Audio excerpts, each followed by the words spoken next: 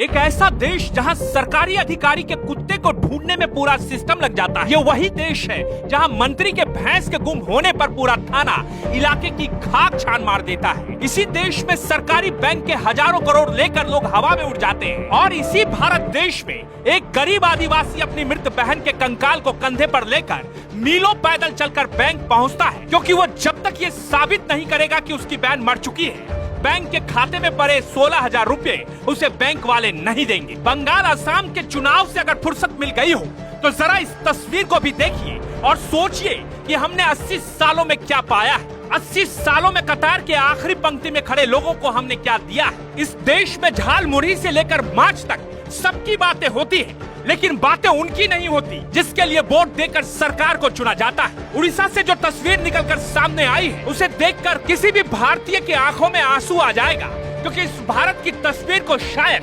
काले चश्मे के भीतर से लुटियंस जोन में बैठने वाले नेता देख नहीं पाते। सरकारी बाबुओं को तो मलाई खाने की आदत लग गई है। इस देश में एक गरीब आदिवासी की औकात क्या हो सकती है, इस तस्वीर को देखकर आप समझ जाएंगे। इस तस्वीर में आपको क्या दिख रहा है? ये जो आदमी है जो दिखने से ही गरीब दिख रहा है, उसके कंधे पर बोरे में क्या हो सकता है? सोचिए उस बोरे से जो बाहर दिख रहा है वो क्या है? तो सुनिए, इस गरीब से दिखने वाले आदमी का नाम है जीतू मुंडा। जीतू मुंडा की बहन की मौत 2 महीने पहले हो चुकी थी। उसकी बहन ने उड़ीसा के ग्रामीण बैंक में एक खाता भी खुलवा रखा था। मरने से पहले उसने अपनी मवेशियों को बेचकर कुछ पैसे उस बैंक खाते में जमा किए थे। क्योंकि जीतू मुंडा की बहन के पति और बेटे की भी मौत पहले ही हो चुकी थी, तो ऐसे में उसका कोई वारिस नहीं था। जीतू मुंडा अपनी बहन के बैंक अकाउंट में जमा पैसा निकालने के लिए उड़ीसा ग्रामीण बैंक पहुंचता है, लेकिन वहां बैंक में मौजूद अधिकारी ये कहते हैं कि उसे सबसे पहले डेथ सर्टिफिकेट लाना होगा, जिससे ये साबित हो कि उसकी बहन की मौत हो गई हो। जीतू मुंडा अनपढ़ है। अब अनपढ़ क्यों है, इस पर लंबी बहस हो सकती है, क्योंकि जीतू मुंडा जैसे करोड़ों ऐसे भारतीय हैं जो ग्रामीण इलाकों में रहते हैं, जंगल पहाड़ पर बसते हैं और पीढ़ी दर पीढ़ी से अनपढ़ ही होते आए हैं, तो इनकी बात तो फिलहाल किसी चुनाव में नहीं सुनाई देता है। तो कहानी को आगे बढ़ाते हैं। जीतू मुंडा बार बार बैंक की चक्कर काटता है, लेकिन हर बार उसे बैंक से यही जवाब सुनने को मिलता है कि वो डेथ सर्टिफिकेट लेकर आए, तभी वो बैंक खाते से पैसा निकाल पाएगा। हार कर जीतू मुंडा एक फैसला लेता है। वो अपनी बहन की मौत को साबित करना चाहता है, इसलिए वो सीधे कब्रिस्तान जाता है, जहाँ 2 महीने पहले उसने अपनी बहन को दफनाया था।